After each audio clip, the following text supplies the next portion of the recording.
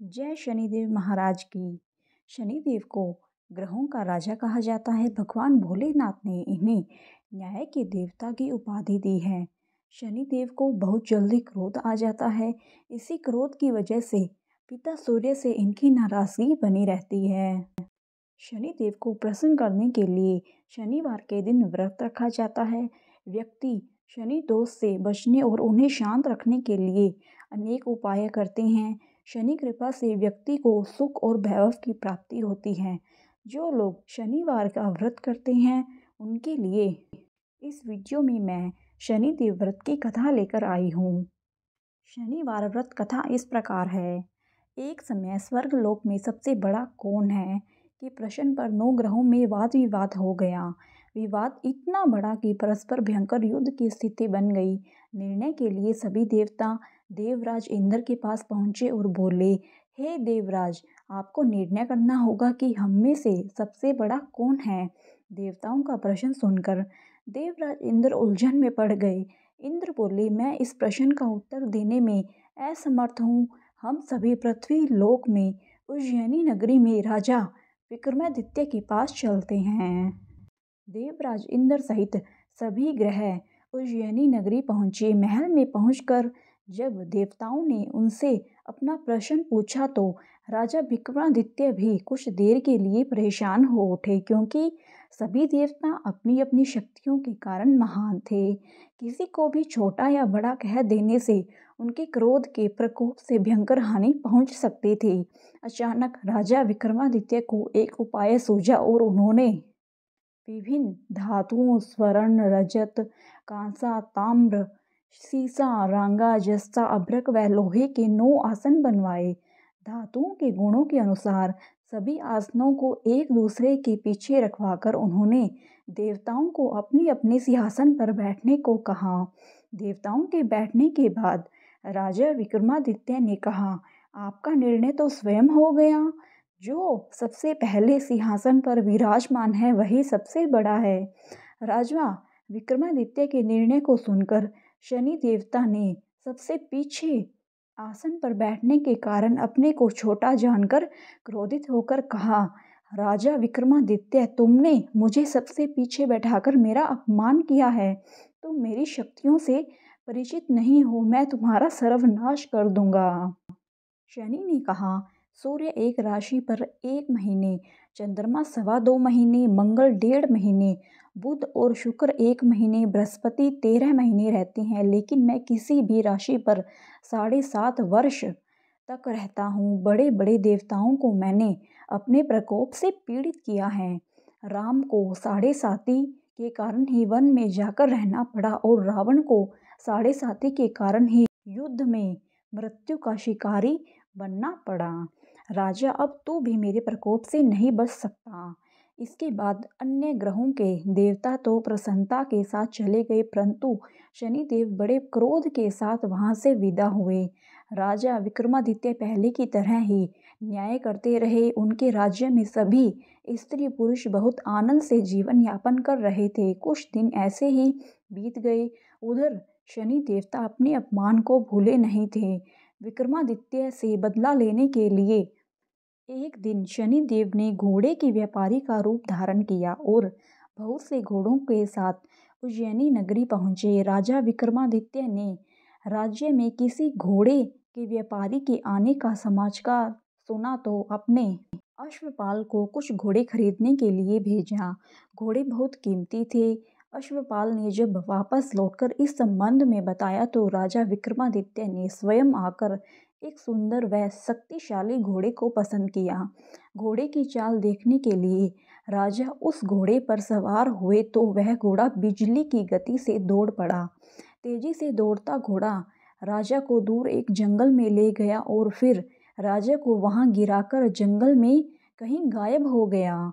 राजा अपने नगर को लौटने के लिए जंगल में भटकने लगा, लेकिन उन्हें लौटने का कोई रास्ता नहीं मिला। राजा को भूख प्यास लग आई। बहुत घूमने पर उसे एक चरवाहा मिला। राजा ने उससे पानी मांगा। पानी पीकर राजा ने उस चरवाहे को अपनी अंगूठी दे दी। फिर उससे रास्ता पूछकर वह जंगल से निकलकर पास के नगर में पहुंचा। राजा ने एक सेठ की दुकान पर बैठकर कुछ देर आराम किया। उस सेठ ने राजा से बातचीत की तो राजा ने उसे बताया कि मैं उज्जैनी नगरी से आया हूँ। राजा के कुछ देर दुकान पर बैठने से सेठ जी की बहुत ज़्यादा बिक्री हो गई थी। सेठ ने राजा को बहुत भाग्यवान समझा और खुश होकर उसे अपने घर भोजन के लिए ले गया। सेठ के घर में सोने का एक हार खूंटी पर लटका हुआ था। राजा को उस कमरे में छोड़कर सेठ कुछ देर के लिए बाहर चला गया। तभी एक आश्चर्यजनक घटना घटी। राजा के देखते देखते सोने के उस हार को खूंटी निगल गई थी। सेठ ने कमरे में लौटकर हार को गायब देखा तो चोरी का संदेह राजा पर किया, क्योंकि उस कमरे में राजा अकेले ही बैठे थे। सेठ ने अपने नौकरों से कहा कि इस परदेसी को रस्सियों से बांधकर नगर के राजा के पास ले चलो। राजा ने विक्रमादित्य से हार के बारे में पूछा तो उसने बताया कि उसके देखते ही देखते खूंटी ने हार को निगल लिया था। इस पर राजा ने क्रोधित होकर चोरी करने के अपराध में विक्रमादित्य के हाथ पांव काटने का आदेश दे दिया। राजा विक्रमादित्य के हाथ पांव काटकर उसे नगर की सड़क पर छोड़ दिया गया। कुछ दिन बाद एक तेली उसे उठाकर अपने घर ले गया और उसे अपने कोल्हू पर बैठा दिया। राजा आवाज़ देकर बैलों को हाँकता रहता। इस तरह तेली का बैल चलता रहा और राजा को भोजन मिलता रहा। शनि के प्रकोप की 7.5 पूरी होने पर वर्षा ऋतु आरंभ हुई। राजा विक्रमादित्य एक रात मेघ मल्हार गा रहा था कि तभी नगर के राजा की लड़की राजकुमारी मोहिनी रथ पर सवार उस तेली के घर के पास से गुजरी। उसने मेघ मल्हार सुना तो उसे बहुत अच्छा लगा और दासी को भेजकर गाने वाले को बुला लाने को कहा। दासी ने लौटकर राजकुमारी को अपंग राजा के बारे में सब कुछ बता दिया। राजकुमारी उसके मेघ मल्हार से बहुत मोहित हुई, अतः उसने सब कुछ जानकर भी अपंग राजा से विवाह करने का निश्चय कर लिया। राजकुमारी ने अपने माता पिता से जब यह बात कही तो वे हैरान रह गए। रानी ने मोहिनी को समझाया, बेटी तेरे भाग्य में तो किसी राजा की रानी होना लिखा है, फिर तू उस अपंग से विवाह करके अपने पांव पर कुल्हाड़ी क्यों मार रही है।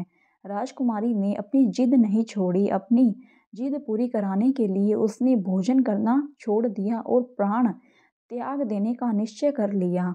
आखिर राजा रानी को विवश होकर अपंग विक्रमादित्य से राजकुमारी का विवाह करना पड़ा। विवाह के बाद राजा विक्रमादित्य और राजकुमारी तेली के घर में रहने लगे। उसी रात स्वप्न में शनिदेव ने राजा से कहा, राजा तुमने मेरा प्रकोप देख लिया, मैंने तुम्हें अपने अपमान का दंड दे दिया है। राजा ने शनिदेव से क्षमा करने को कहा और प्रार्थना की, हे शनिदेव आपने जितना दुख मुझे दिया है अन्य किसी को न देना। शनिदेव ने कुछ सोचकर कहा, राजा मैं तुम्हारी प्रार्थना स्वीकार करता हूँ। जो कोई स्त्री पुरुष मेरी पूजा करेगा, शनिवार को व्रत करके मेरी व्रत कथा सुनेगा, उस पर मेरी अनुकंपा बनी रहेगी। प्रातःकाल राजा विक्रमादित्य की नींद खुली तो अपने हाथ पांव देखकर राजा को बहुत खुशी हुई। उसके मन ही मन शनिदेव को प्रणाम किया। राजकुमारी भी राजा के हाथ पांव सही सलामत देखकर आश्चर्य में डूब गई। तब राजा विक्रमादित्य ने अपना परिचय देते हुए शनिदेव के प्रकोप की सारी कहानी सुनाई। सेठ को जब इस बात का पता चला तो दौड़ता हुआ तेली के घर पहुंचा और राजा के चरणों में गिरकर क्षमा मांगने लगा। राजा ने उसे क्षमा कर दिया, क्योंकि यह सब तो शनिदेव के प्रकोप के कारण हुआ था। सेठ राजा को अपने घर ले गया और उसे भोजन कराया। भोजन करते समय वहाँ एक आश्चर्यजनक घटना घटी। सबके देखते देखते उस खूंटी ने हार उगल दिया। सेठ जी ने अपनी बेटी का विवाह भी राजा के साथ कर दिया और बहुत से स्वर्ण आभूषण धन आदि देकर राजा को विदा कर दिया। राजा विक्रमादित्य राजकुमारी मोहिनी और सेठ की बेटी के साथ उज्जैनी पहुँचे तो नगरवासियों ने हर्ष से उनका स्वागत किया। अगले दिन राजा विक्रमादित्य ने पूरे राज्य में घोषणा कराई कि शनिदेव सब देवों में सर्वश्रेष्ठ है। प्रत्येक स्त्री पुरुष शनिवार को उनका व्रत करें और व्रत कथा अवश्य ही सुनें। राजा विक्रमादित्य की घोषणा से शनिदेव बहुत प्रसन्न हुए। शनिवार का व्रत करने और व्रत कथा सुनने के कारण सभी लोगों की मनोकामनाएं शनिदेव की अनुकंपा से पूरी होने लगी। सभी लोग आनंद पूर्वक रहने लगे। धन्यवाद मित्रों, यह कथा यहीं पर समाप्त होती है। अगर आपको यह वीडियो अच्छी लगी हो तो वीडियो को लाइक करें, शेयर करें और मेरे चैनल को सब्सक्राइब जरूर करें। आप सभी पर शनिदेव की कृपा हमेशा बनी रहे। धन्यवाद। जय शनिदेव की।